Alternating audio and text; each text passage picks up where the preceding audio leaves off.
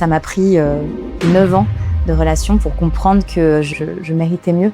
Et j'aspirais à devenir coach, mais loin dans le temps, quand j'aurais 40 ans, 50 ans, quand j'aurais l'expérience, la légitimité. Et puis tout à coup, j'ai compris que en fait, ça pouvait être maintenant, si je le décidais. Je vais te raconter une anecdote et si tu la comprends et tu trouves une solution, crois-moi, tu aurais sauvé une vie. C'est un ami guinéen comme moi, qui a eu une dispute avec son grand frère depuis 2018. Son grand frère lui a demandé pardon parce que ce dernier n'avait pas raison, mais il n'a jamais accepté. Il a eu la chance de voyager pour le Canada. Et une nuit, son grand frère lui a appelé pour une dernière fois. Il n'a pas répondu. Une fois, 2 fois, il n'a pas répondu. Et le lendemain, on l'appelle pour lui dire que son grand frère... Je prétendrai pas avoir la réponse pour sauver sa vie. Je pense que la solution, elle est juste... Elle est coach en leadership et reconnexion en soi. Toutes ces personnes qui ne savent pas où se retrouver dans la vie, qui n'ont pas de mission de vie, vous êtes au bon endroit. Je suis Claire Grévedon, coach professionnel spécialisée en leadership et reconnexion à soi. Je suis sur le Sebori Show. Restez avec nous. Bonjour Claire. Bonjour Sebori. Merci d'accepter notre invitation. Merci de l'invitation. Écoute Claire, avant qu'on ne parle de quoi que ce soit, je veux que tu te décrives. Si tu dois te décrire aujourd'hui en 3 mots, quels sont les mots que tu utiliserais? Je dirais en 3 mots, joyeuse, intègre et vivante. Vivante? Qu'est-ce que tu veux dire?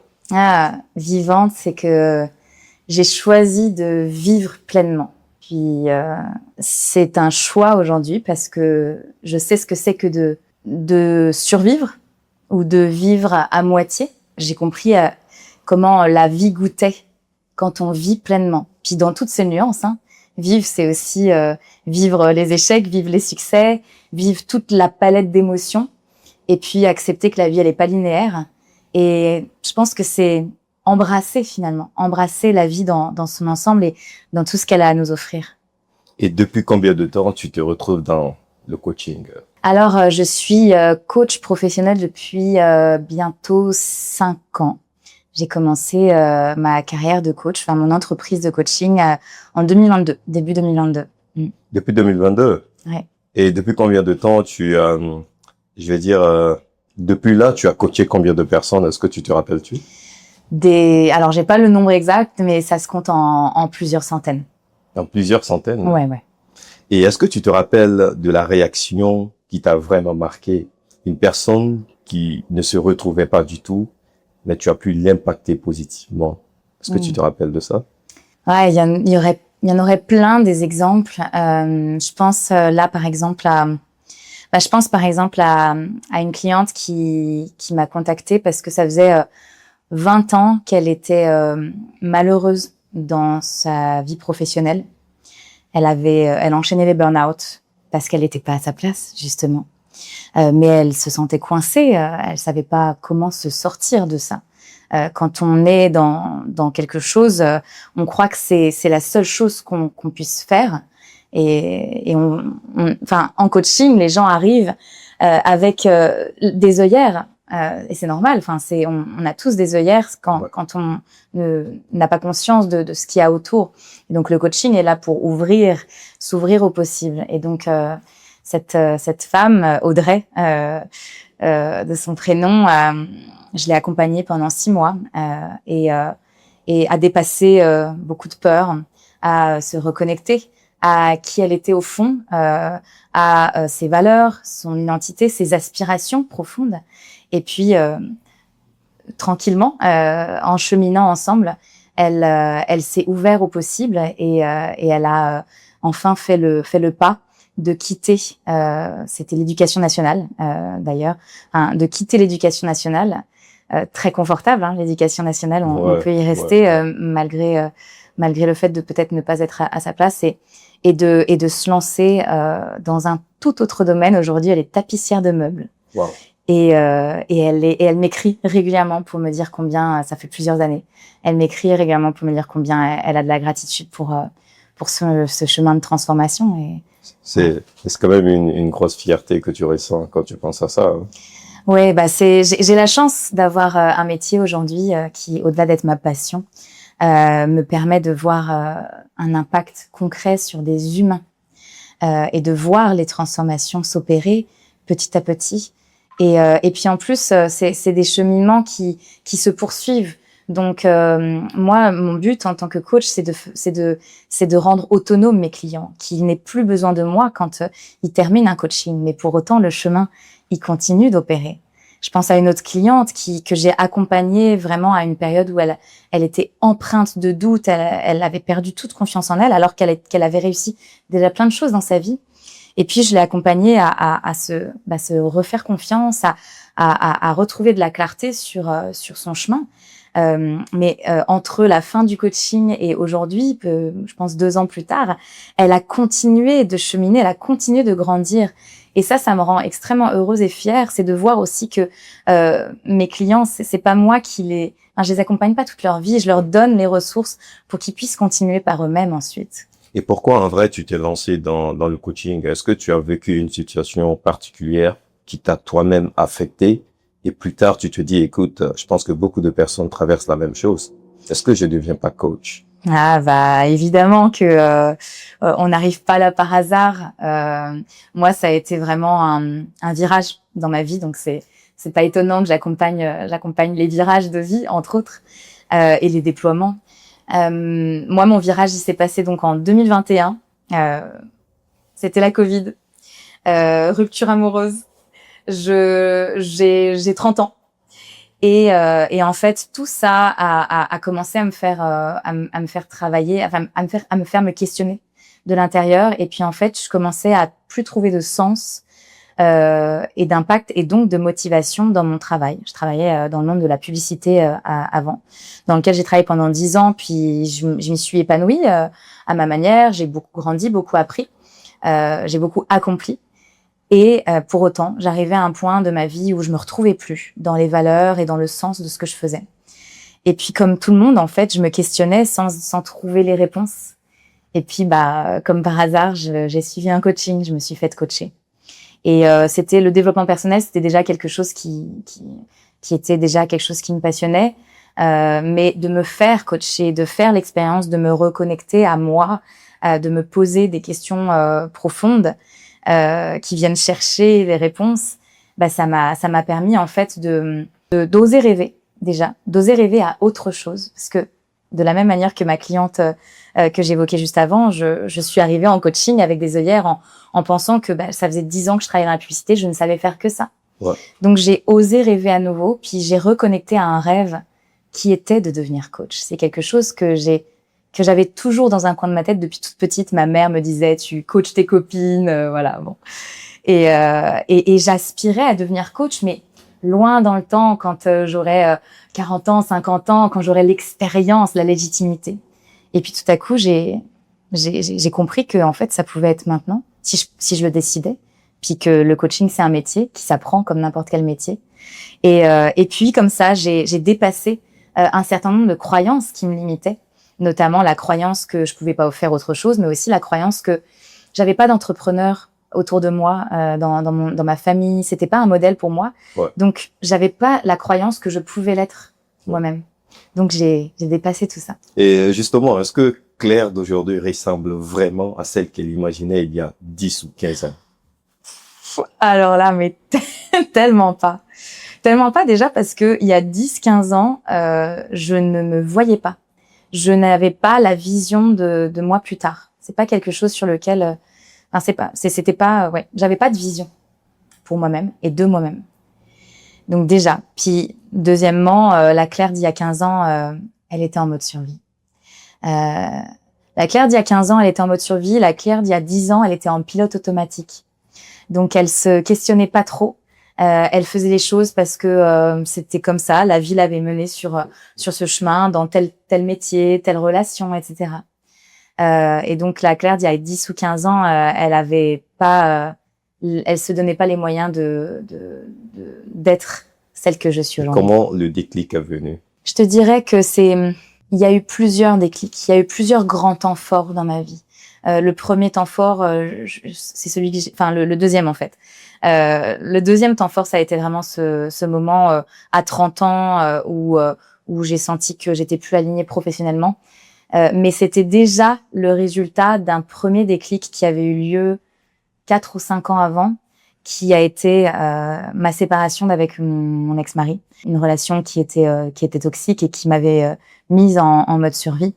Et donc, ça m'a pris 9 ans de relation pour comprendre que je méritais mieux et que je méritais d'être heureuse. Et donc, c'est le premier déclic, ça aura été de quitter cette relation. Un long travail de reconnexion et de retrouver de la confiance en moi, de l'estime de moi, au-delà de la confiance, de l'estime. Et puis, tranquillement, je l'ai retrouvée, ou en tout cas, je l'ai bâtie. Et puis, quand j'étais plus solide, ça a ouvert à d'autres questions. La question notamment du professionnel. Et tu parles beaucoup justement de la reconnexion. Alors, comment tu expliquerais ça à une personne qui n'a aucune notion de base de ça? Ouais. Oui, effectivement, ça paraît très abstrait. Et en fait, finalement, ce terme, il m'est venu vraiment par mes clients, parce que c'est quelque chose qui revient énormément dans le travail qu'on fait. C'est cette sensation de reconnecter à eux-mêmes ou à une part d'eux-mêmes. Et dans reconnexion, il y a connexion. Et déjà, ce que je préciserais, c'est que parfois, c'est même de la connexion à soi, parce que reconnexion, ça sous-entend qu'on a déjà été connecté. Et parfois, en fait, on est tellement éloigné de soi dès le plus jeune âge que, en fait, on n'a jamais senti ce que c'était d'être pleinement soi. Ce qui est triste, mais c'est comme ça. Et donc, quand je parle de reconnexion à soi, ce que je veux dire, c'est vraiment être proche de soi-même, donc ses valeurs. Qu'est-ce qui nous définit en tant que personne? Qu'est-ce qui est important pour nous? Donc nos valeurs, notre identité. Qui est-ce que je suis au monde? Qu'est-ce que je dégage? Qui je suis dans ma vie?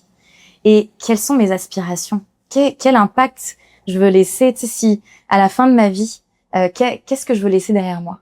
Donc c'est toutes ces questions-là qui nous amènent à nous sentir plus proches de nous. Puis je te dirais, être connecté à soi, c'est avant tout un sentiment.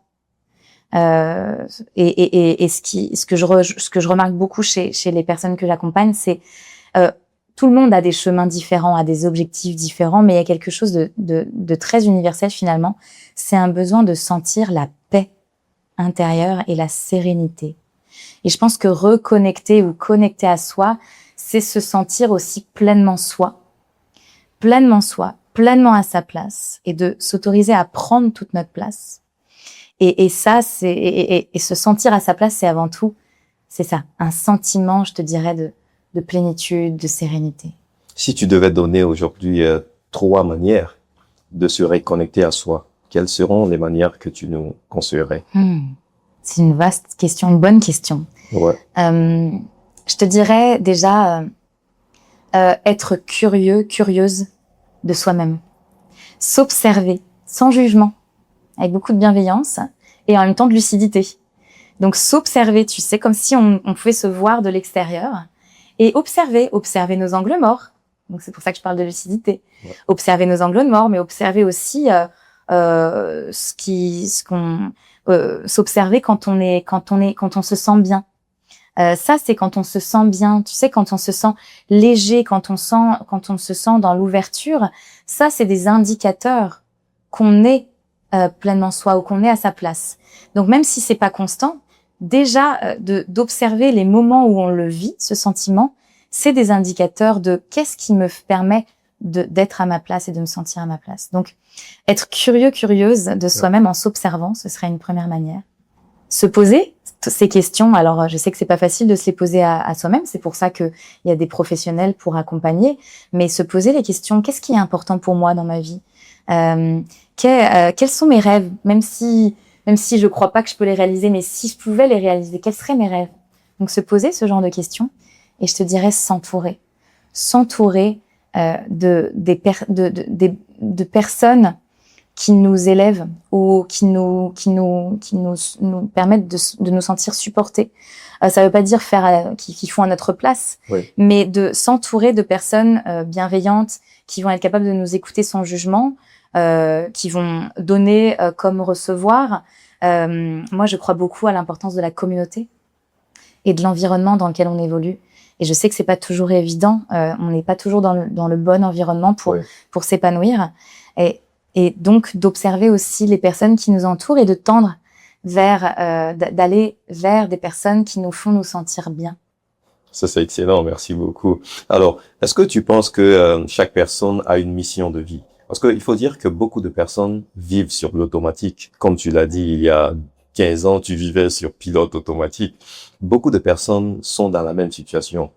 Elles font des choses parce qu'on les a demandé de faire, même si elles n'aiment pas. Aujourd'hui, beaucoup de personnes font des activités qu'elles n'aiment pas, etc. Comment tu dirais à une personne, voilà comment trouver ta mission de vie? D'abord, est-ce que chaque personne a une mission de vie? Oui. Alors, est-ce que chaque personne a une mission de vie? Je pense que oui.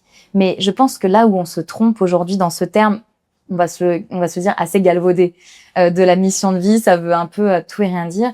Pour moi, la mission de vie, c'est avant tout vivre en accord avec nous-mêmes, avec nos valeurs. Je vais beaucoup parler de valeurs parce que pour moi, c'est primordial. Et donc, accomplir sa mission de vie, pour moi, c'est avant tout ça. Donc, ça peut prendre de multiples formes. C'est pas seulement et forcément un métier.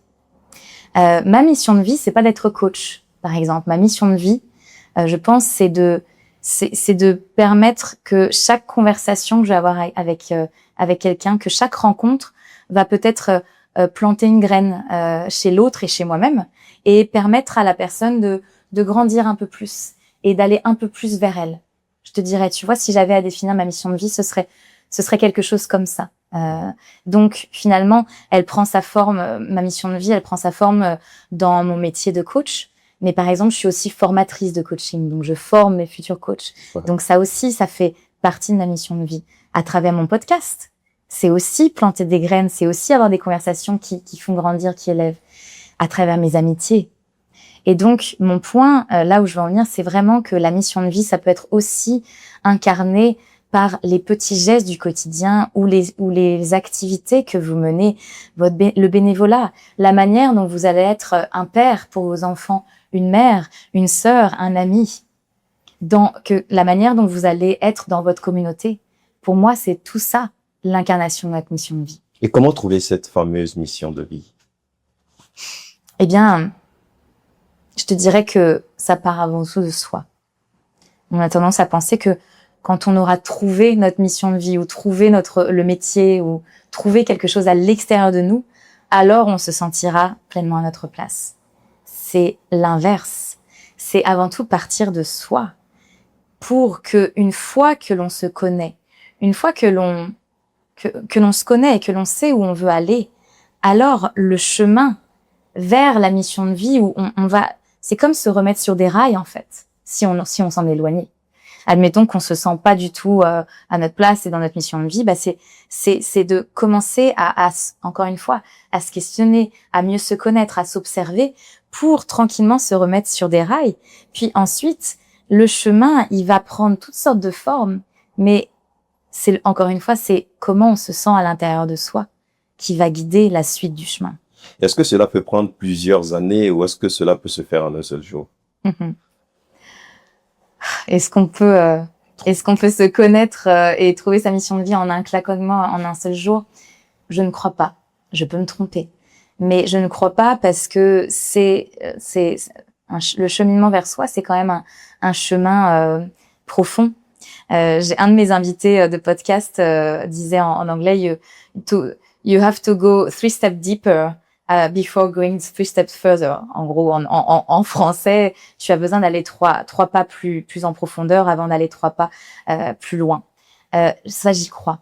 Donc, ça prend quand même du temps. Ça veut pas dire que ça doit prendre une vie ou des années. Et c'est ça que j'aime aussi avec le coaching, c'est que j'accompagne beaucoup de personnes qui ont fait des années de thérapie. Puis je dis pas qu'ils ont eu tort, au contraire, ça leur a permis peut-être de guérir des choses, de comprendre, de faire des liens entre des schémas qui se répètent, etc. Mais ce qui les rassemble, ces personnes-là, c'est qu'ils arrivent à un point de leur vie où c'est bon, ils se connaissent, ils ont compris ce qu'ils faisaient dans le passé, qui faisait qu'ils étaient comme ça ou qu'ils agissaient de telle ou telle manière.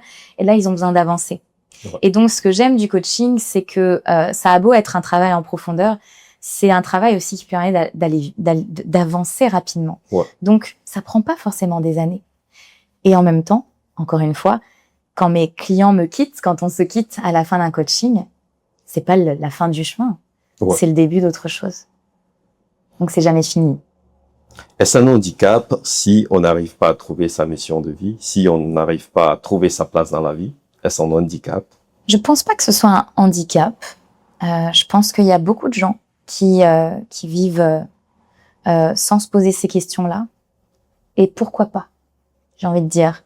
Moi, qui estime avoir eu le grand privilège c'est parce que c'est un privilège de pouvoir se poser ces questions. On s'entend qu'on est ici à Montréal, dans un pays développé, sécuritaire. On a beaucoup de privilèges.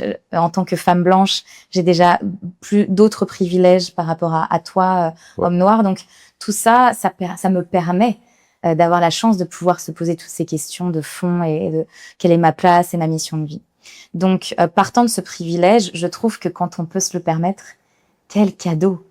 Et j'ai envie de dire, pour moi, il y a plus de retour en arrière. Je peux plus faire comme si j'avais pas ouvert toute cette boîte de Pandore. Et je voudrais pas, avec toutes les difficultés puis les vagues que ça peut comporter, d'être conscient et lucide de soi-même, de ses schémas, de tout ça. Mais je retournerai pas en arrière. Donc, je trouve que ce serait dommage de s'en priver. Mais est-ce que c'est un handicap? Je pense qu'on peut être heureux sans. Et puis une fois de plus, je pense que tout le monde n'a pas la chance non plus de pouvoir se poser ces questions et déjà essayer de vivre une vie en sécurité, c'est déjà beaucoup pour certains. Et justement, je demande ça, c'est parce que en vrai, il y a beaucoup de personnes qui ont peut-être de l'argent, qui ont une vie très épanouie, mais quelque part, ils sont stressés. Je sais pas qu'est-ce qui fait ça. Est-ce que tu penses que c'est parce que ces personnes n'ont pas trouvé leur place dans la vie, ces personnes n'ont pas leur mission de vie, elles ont l'argent, elles ont tout ce qu'elles veulent, mais quelque part, ça manque. Ouais, puis t'as dit quelque chose, elles ont une vie épanouie. Et là, je challengerais ce terme parce que est-ce que c'est vraiment une vie épanouie? Une vie où on a tout à l'extérieur, mais où on le sent pas à l'intérieur? J'aurais tendance à dire que non. Et en fait, pour moi, c'est ça le point principal. C'est elles ont tout, mais elles ont tout à l'extérieur. Elles possèdent des choses.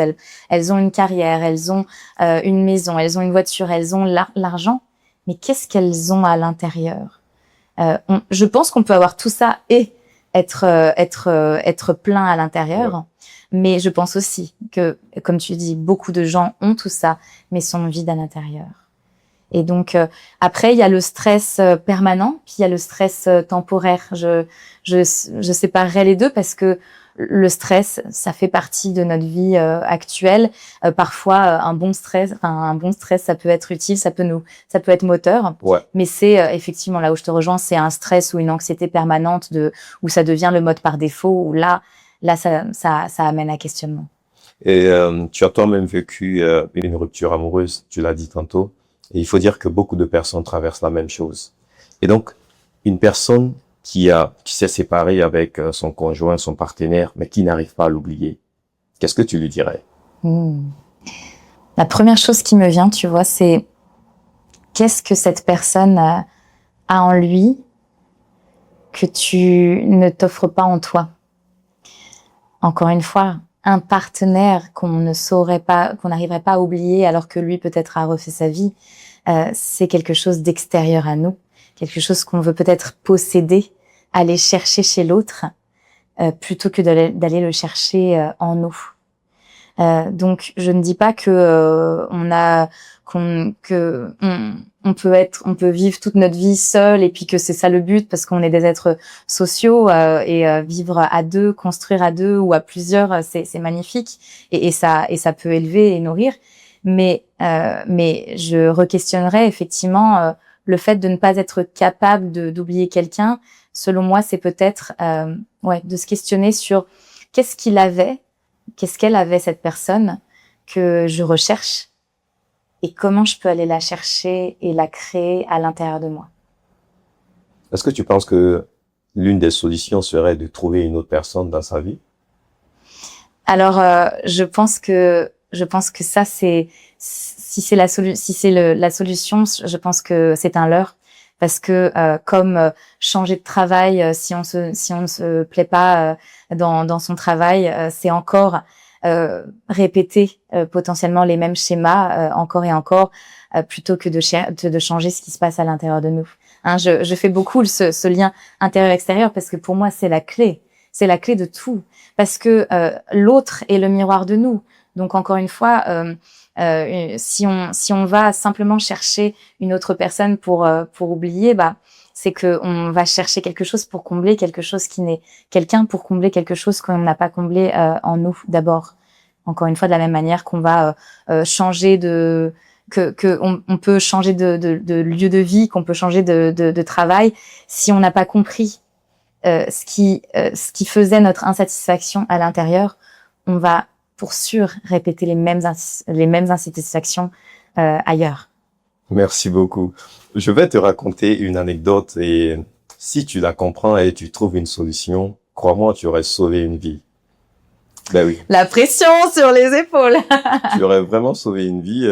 C'est un ami guinéen comme moi, qui a eu une dispute avec son grand frère depuis 2018. Son grand frère lui a demandé pardon parce que ce dernier n'avait pas raison, mais il n'a jamais accepté.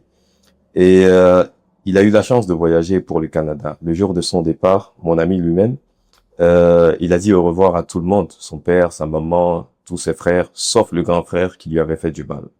Il est venu au Canada, quand il est rentré, il a appelé tout le monde, sauf ce dernier. Et ce dernier lui rappelait pour lui demander pardon, mais il n'a jamais répondu à l'appel. Et une nuit, son grand frère lui a appelé pour une dernière fois, il n'a pas répondu. Une fois, deux fois, il n'a pas répondu. Son grand frère lui a laissé un message, il n'a pas répondu. Et le lendemain, on l'appelle pour lui dire que son grand frère est décédé. Depuis ce jour, crois-moi, il n'est plus lui-même. Il n'arrive pas à l'oublier, il le regrette profondément. Et je lui ai fait la promesse que si je te recevrais dans mon podcast en tant que coach PCC, je te poserai cette question et éventuellement, si tu apportes une solution, tu aurais sauvé sa vie. Je prétendrai pas avoir la réponse pour sauver sa vie, parce qu'on peut que se sauver soi-même. Ça me touche énormément parce que les relations humaines, c'est quelque chose qui me touche énormément, qui me passionne. Et je pense que beaucoup de relations sont détruites par notre ego. Et quand je parle d'ego, on a tous un ego. Notre ego, c'est notre corps, et notre esprit, et notre mental. On en a besoin pour vivre. Donc, il y a aucun problème avec l'ego. Mais je parle de l'ego quand l'ego devient autocentré, prend les rênes en fait. Et donc ça me touche déjà parce que je pense que ce monde souffre aujourd'hui par manque de pardon justement et d'écoute de l'autre. Maintenant, je pense que la solution, elle est justement dans le pardon, mais dans le pardon à lui-même, à ton ami. Et je sais que c'est grand de dire ça, mais je pense que on peut pas effacer le passé, mais on peut toujours changer le futur et impacter le futur. Et donc, la première étape, je pense, c'est d'apprendre à se pardonner. À pardonner à la version de lui du passé sur lequel il peut plus revenir. À la version de lui du passé qui n'a pas été en mesure d'entendre l'autre. Parce qu'il a fait de son mieux à ce moment-là. Il n'était pas capable de plus. Alors c'est comme ça, c'est ainsi. On ne peut plus changer ça. Par contre, à partir d'aujourd'hui, il peut décider chaque jour un peu plus d'agir en fonction de l'homme qu'il veut être. Et l'homme qu'il veut être pour lui-même, mais peut-être aussi pour son frère. Et donc, un jour, ma mère m'a dit justement, suite à un comportement que j'ai eu, que j'ai immédiatement regretté, un comportement qui a eu des conséquences sur des gens auxquels je tenais, qui a blessé des gens. Et je ressentais beaucoup de culpabilité. Elle me rongeait. Et ma mère m'a dit, la culpabilité, tu peux continuer de te sentir coupable, mais ça ne te fera pas avancer, puis ça ne changera pas le passé.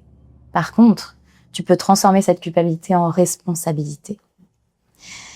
Et la responsabilité, c'est prendre acte de quelque chose du passé et décider de ce qu'on en fait dans le présent et dans le futur.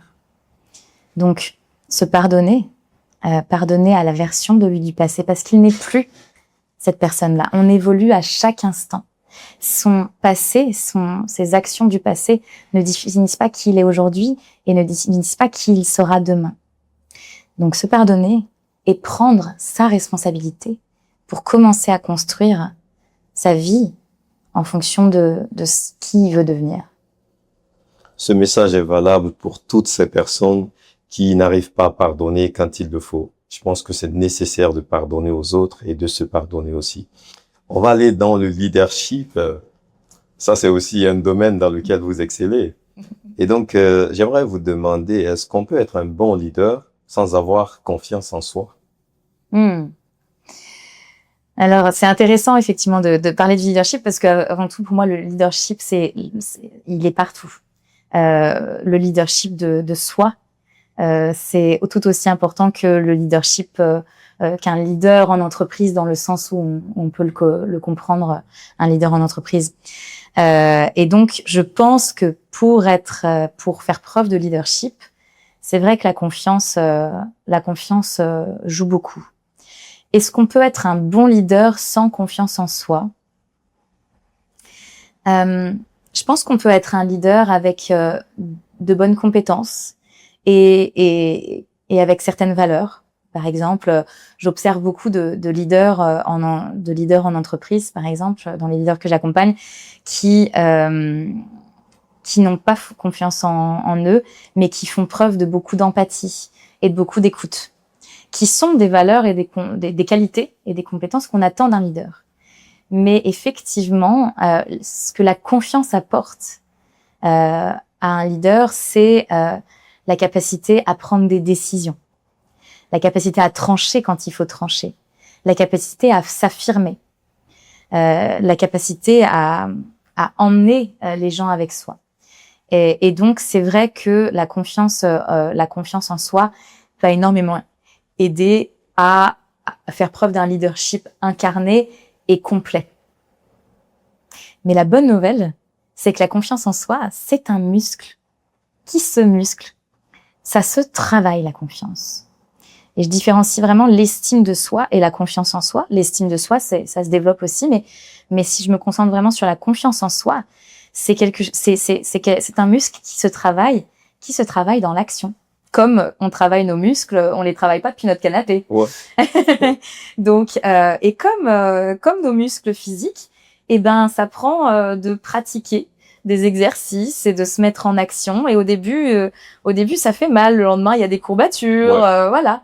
Mais à force de se mettre en action et de relever des défis, eh ben, ça va nous montrer qu'on est capable. Et donc, ça va renforcer notre confiance. Et quelle action peut-on donc entreprendre pour avoir confiance en soi? Un exemple d'action. Alors, je vais revenir sur la notion de se connaître et de partir de soi, parce que je pense que la confiance en soi part déjà du fait d'apprendre à s'observer et à se voir tel que l'on est, pas tel qu'on pense être, tel que l'on est.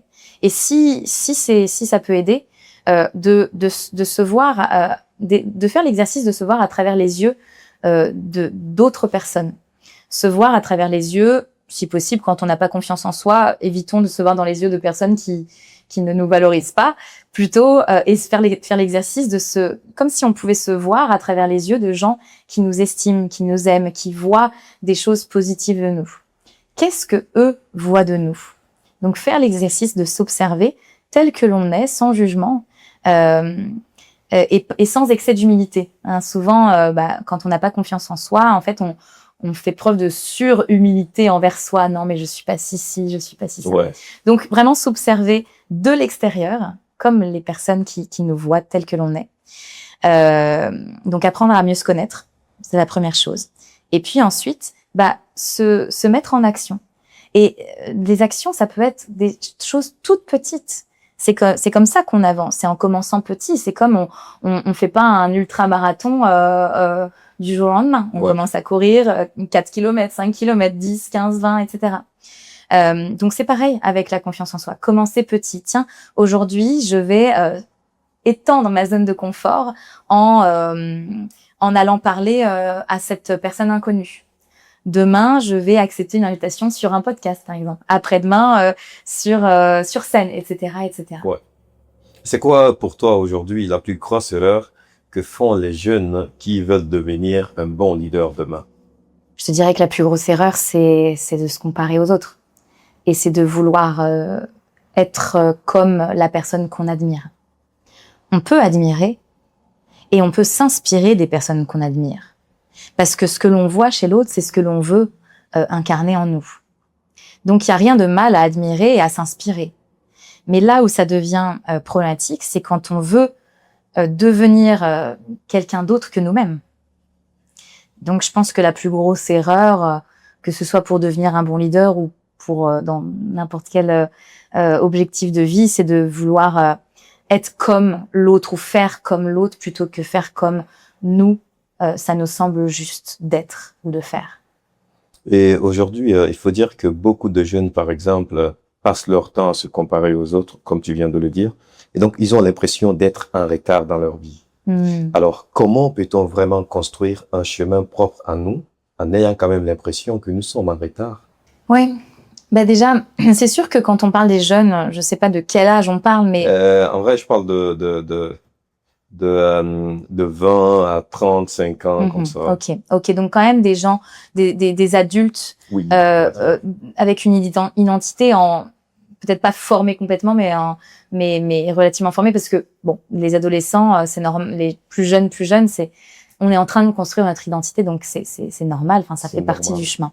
Les jeunes adultes, n'empêche que en tant que jeune adulte, notre identité, elle est pas complètement formée parce qu'on n'a pas appris ça à l'école.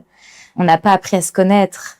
Donc, c'est pour ça que le coaching aujourd'hui existe et c'est pour ça qu'il aide autant de gens. C'est que on apprend à se connaître, on apprend à s'observer. Donc, on construit, on renforce notre identité. Donc, les conseils, c'était ça la question? Oui. Comment peut-on trouver un chemin? Comment peut-on se construire un chemin propre à nous? À nous, je veux dire, en ayant quand même l'impression que nous sommes en retard. Ouais. Déjà, je te dirais, la première chose, c'est fermer les réseaux sociaux. Parce qu'évidemment que déjà que de base, devenir adulte et devenir soi, c'est un travail d'une vie. Enfin, c'est un travail important. Mais en plus, aujourd'hui, à l'ère des réseaux sociaux où on peut se comparer à chaque seconde, à chaque instant, ça rend les choses évidemment d'autant plus difficiles. Donc, bon, je dis fermer les réseaux sociaux, je le dis en rigolant, mais vraiment, concrètement, c'est si nécessaire, peut-être commencer par ça. Mais et après, cette impression de ne pas être en retard, bah c'est encore une fois se poser les questions de moi, où est-ce que je veux, qu'est-ce qui est important pour moi, où est-ce que je veux aller, qu'est-ce qui, à la fin de ma vie, tu sais, tout à l'heure je te disais, à la fin de ma vie, qu'est-ce qui aura été important pour moi d'avoir accompli.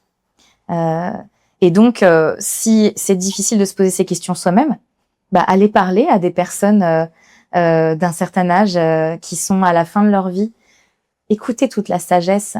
Et d'ailleurs, il y a des documentaires ou même des livres qui résument un peu les grands regrets ou les grands apprentissages des personnes âgées. Et souvent, c'est pas d'avoir eu, ils ont pas regretté d'avoir eu le meilleur poste, le meilleur salaire, d'avoir eu un enfant avant 30 ans parce que c'est ce qui se fait dans la société, etc., etc. Le regret, ça va être de pas s'être écouté assez, de pas avoir été assez présent pour leur famille, pour leurs amis, etc. Donc aller écouter, si c'est trop difficile de se poser ces questions pour soi, bah commencer par écouter les autres, des personnes qui ont peut-être plus de recul sur leur vie que nous, parce que c'est vrai que quand on est jeune, c'est pas facile. Ouais. Et donc s'inspirer s'inspirer. Puis quand je disais tout à l'heure de ne pas se comparer, par contre, s'inspirer de personnes qui nous inspirent, aller les écouter. Et puis aujourd'hui, il y a plein de ressources, les podcasts comme le tien en sont, les documentaires, les livres, tout ce qui peut nous inspirer et planter des graines, voire nous questionner, peut être utile, je pense. Et c'est vrai. Tu dis toujours que lorsqu'on veut résoudre un problème à nous, il faut commencer par l'intérieur, ce que je rejoins vraiment. Et du coup, ça m'amène à me poser cette question, c'est que beaucoup de personnes aujourd'hui aiment les autres par rapport à eux-mêmes. Comment tu trouves cette situation? Est-ce que tu as quelque chose à dire? Une jeune fille, par exemple, qui sort avec un gars, tu vas voir qu'elle aime le gars mieux qu'elle-même. Et donc, ça fait que quand le gars lui laisse, c'est une dépression qui tape. Ou un jeune homme qui est avec une jeune femme et qui l'admire et qui est de la même manière. J'ai pu observer les deux. Justement. C'est important pour moi de le préciser. C'est ça. Mais encore une fois, c'est aller chercher quelque chose à l'extérieur. Puis c'est tellement compréhensible. Je suis passée par là. Quand je te parlais de ma relation, la relation dans laquelle j'ai mis 9 ans, de laquelle j'ai mis 9 ans à me sortir. Alors évidemment, enfin bref, cette relation qui a été difficile pour moi, c'était parce que moi-même, j'avais pas confiance en moi, parce que je ne me voyais pas, tout mon potentiel, toute la personne que j'étais. Donc je prenais les miettes. Donc j'ai pas de recette magique pour ça. Vraiment. Et vraiment, je sais et je comprends tellement ce schéma et ce que l'on peut vivre et ressentir. Et donc ma réponse, elle va être la même. C'est se donner les moyens de se redonner à soi, ou se donner à soi tout ce que l'on va chercher à l'extérieur de soi. Et puis et je sais que comme il n'y a pas de recette magique, il n'y a pas de phrase magique, mais parfois quelqu'un va dire quelque chose à un moment donné, puis ça va pas résonner, puis un jour ça résonnera. Alors je vais le dire à toutes les personnes qui pourraient peut-être avoir besoin d'entendre ça à un moment donné, que ce soit une rupture, que ce soit le fait d'être licencié, de perdre un travail, tous ces moments de rupture justement. C'est peut-être le plus beau cadeau qui vous arrive. Un cadeau peut-être très mal emballé, mais c'est un cadeau pour vous permettre de commencer à tracer votre chemin, le vôtre. Est-ce que tu as un dernier mot à dire à mes abonnés? Je suis tellement satisfait de toutes tes réponses. Non, mais franchement, moi-même, tu m'enseignes, crois-moi. Tu m'enseignes, parce que moi, j'ai essayé d'apporter aussi les petites solutions à mon ami, etc. Mais ça marche pas. Mais je crois que ces messages iront au bon endroit, franchement, envers toutes ces personnes qui traversent ces situations semblables. Qu'est-ce que tu pourras dire donc comme dernier mot? Peut-être que la vie est une fête et la vie est belle, profondément belle dans tout ce qu'elle est. Et du coup, de pas oublier d'apprécier le chemin et de prendre les choses aussi avec légèreté. Je le dis ici parce qu'on parle de développement personnel, on parle de travail sur soi, donc ça peut paraître lourd et important, etc. Et c'est important, c'est sérieux. Mais est-ce qu'on peut faire ce travail sérieusement sans se prendre au sérieux? Et donc, mon invitation pour toutes les personnes qui nous écoutent, c'est peut-être ne vous prenez pas trop au sérieux. Et rappelez-vous dans votre chemin de développement personnel, que vous le faites pour vous, mais parce que vous êtes des êtres humains et donc des êtres sociaux, vous le faites aussi pour être en relation avec l'autre. Et donc, prenez tout ça avec un grain de sel, avec légèreté, avec humour, et aussi ne faites pas du développement personnel quelque chose qui vous renfermerait et vous replierait sur vous, mais au contraire, quelque chose qui peut vous ouvrir encore plus à vous-même, aux autres et à la vie. Mais merci beaucoup, Claire. Merci à toi, Sévoris. C'est un vrai plaisir. Merci beaucoup.